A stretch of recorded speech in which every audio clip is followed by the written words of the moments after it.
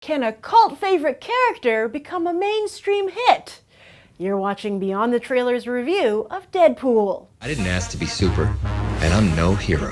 But when you find out your worst enemy is after your best girl, the time has come to be a superhero.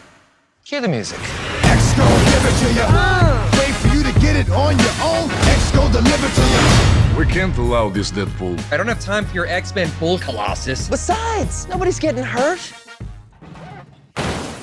That guy was up there before we got here. Deadpool first appeared in 1991, and yes, fast forward to today, and he has an awful lot of fans, thanks to an image as fragmented as his own psyche. See, Deadpool is many different things to many different fans. To fans of Joe Kelly's original run on Deadpool's first solo title, he's the comic book version of The Mask, a mischievous breaker of the fourth wall whose comics never sported more than a PG rating, even when Gail Simone later took over the title. But to fans of Daniel Way, Jerry Dugan, Brian Posehn, and Cullen Bunn's work, Deadpool is more stabby-stabby, with titles like Deadpool Kills the Marvel Universe, which definitely sport a parental warning and sometimes are even marked mature. Speaking of mature, there's the 2013 Activision video game written by Way, and fans of that game love the heightened violence, crude humor, and uncensored swearing. And then, of course, there are the younger fans who know Deadpool from his appearance as an Ultimate Spider-Man and as a playable character in LEGO Marvel Superheroes. Now, obviously, the ideal movie would try to appeal to all those fans, but it would be kind of difficult to satisfy the video game stabby-stabby fans and the younger fans. And Fox's new movie has decided to bet on the video game stabby-stabby fans, leaving the younger fans out in the cold with an R rating that is said to border on NC-17. For a while, many wondered if Deadpool would go the way of Scott Pilgrim vs. the World or Kick-Ass, hotly anticipated films that failed to deliver at the box office. But then, Fox launched one of the most brilliant marketing campaigns of all time.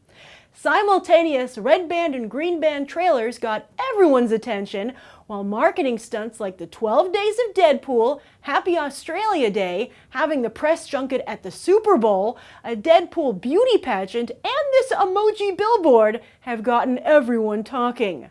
I even ended up contributing to the film's marketing campaign when I started a petition to get a simultaneous release of a PG-13 version of the film, so that those younger fans and adult Joe Kelly fans could enjoy the film as well, only to see it spark a firestorm of debate over the entire Martin Luther King Jr. holiday weekend.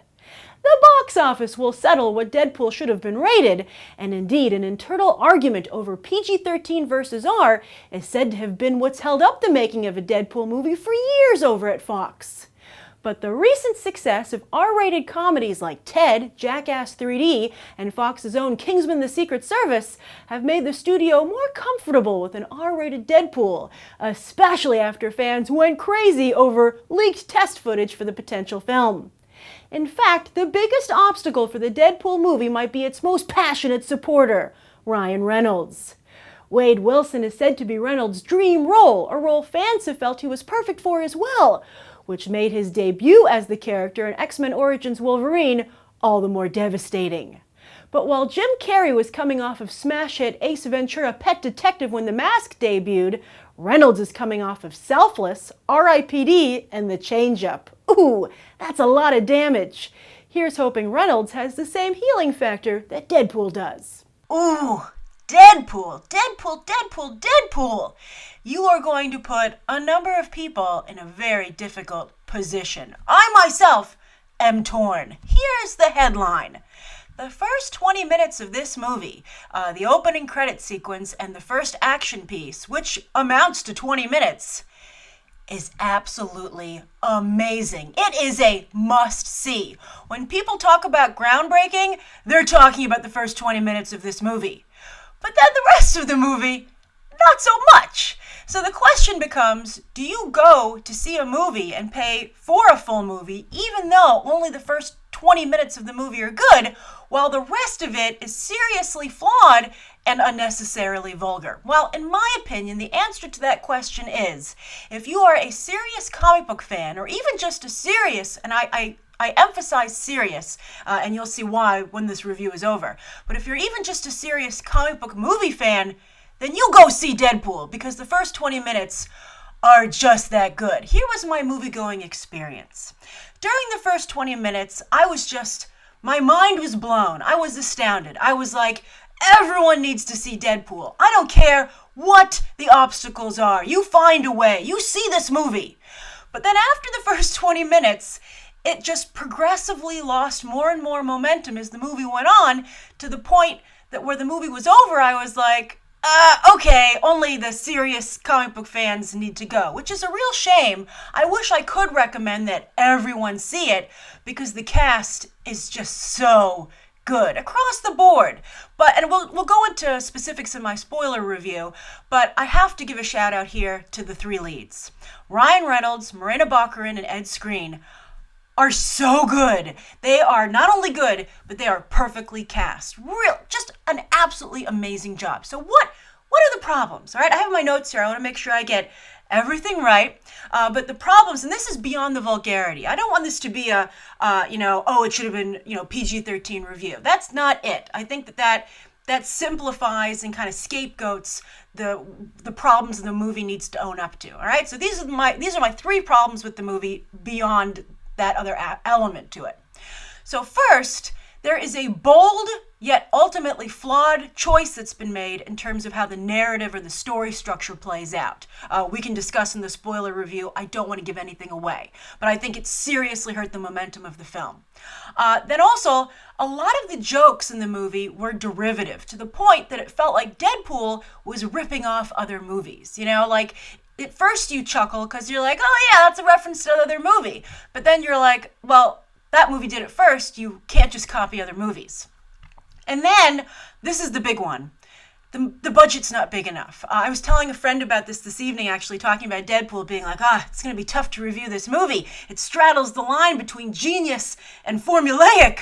And we were talking actually about the ad campaign and how they're even doing more, and they're buying out the commercial slots on a whole show. All the commercials will be Deadpool. And my friend made a really good point, and she was like, well, maybe they should have taken that money and put it in the movie, because I told her about my complaint. And this movie just really needs more money, because here's the thing. The beginning of Deadpool, those first 20 minutes, it writes a check that the rest of the movie can't cash, to continue with my money metaphor. Because it starts out at an 11, which is great, but a movie needs to start and end at an 11. It can't start at an 11 and then just go downhill from there.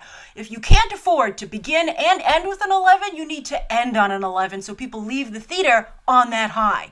This movie is the opposite. You start on a high, and when you leave on a low, which is not a good choice for making a movie. It's actually the exact opposite of what you want to do.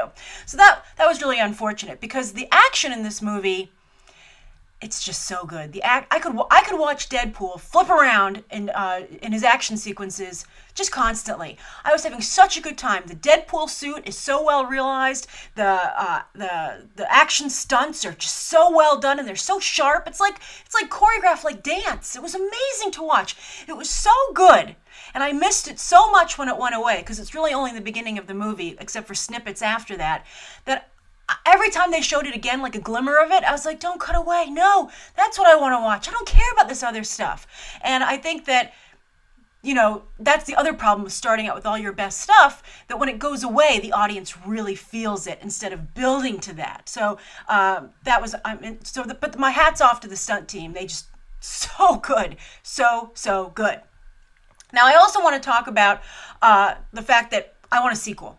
I think that this would be I think this really sets up a sequel very well. And the good news is that all the problems that I just mentioned, even the vulgarity, can be fixed in a sequel. I think that would not be a problem. Also, I was so impressed with the world building in this movie. I mean, it really made you feel like it was a part of something bigger. Not just for the X-Men, but there are some other, it's not huge, but there are some fun surprises that we will definitely talk about in the spoiler review, which really made the movie seem a lot richer, and I was so glad they were able to do that. Now, we have to talk about the rating, obviously, because it's the elephant in the room, and also, if it was necessary. For a sequel, I would like to see the movie go a soft R. I mean, I think that the violence, having seen the movie, it's fine. It's actually not that bad, the violence. In fact, it's not worse than anything you see in other R-rated action movies. But here's where I had a problem. The masturbation jokes. A lot of masturbation jokes. There's a brief strap-on in the movie. There's a gratuitous strip club scene with full frontal graphic nudity. And then also there's just constant vulgar jokes and, swear words. And I have to say, the movie didn't need it. The movie is so good when it's good. And the people working on it are so talented when they don't rely on that it just got in the movie's way. It actually, I would call it a cloud of vulgarity, just kind of hung over the movie and slowed it down. And I think it would have been a much sharper film if they hadn't done that. And also, it's going to keep some people from seeing what otherwise is a really good movie. And that's just a shame. Now, one thing I'm going to talk about in the spoiler review is that there were a few things that actually genuinely bothered me and I thought were offensive. And this never happens, but as a female moviegoer, there were actually a few things that made me feel like this movie wasn't made for me. And that's really rare. And also in today's comic book environment where there are so many female fans, I thought it was so short-sighted and weird that the movie did that. It was very disappointing, and those things happened toward the end of the film, and I also think that's what made it end on a particular low for me.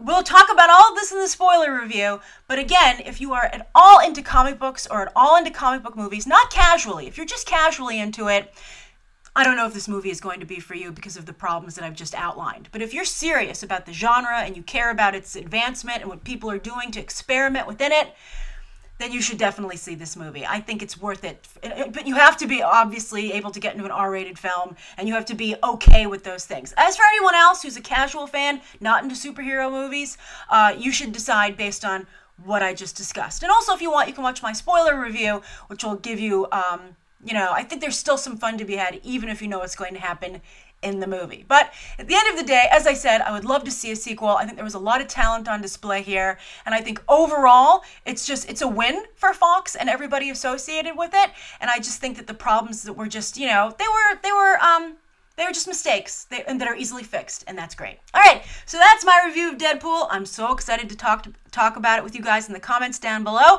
and be sure to check out that spoiler review when you're ready. All right, thanks for watching. Bye.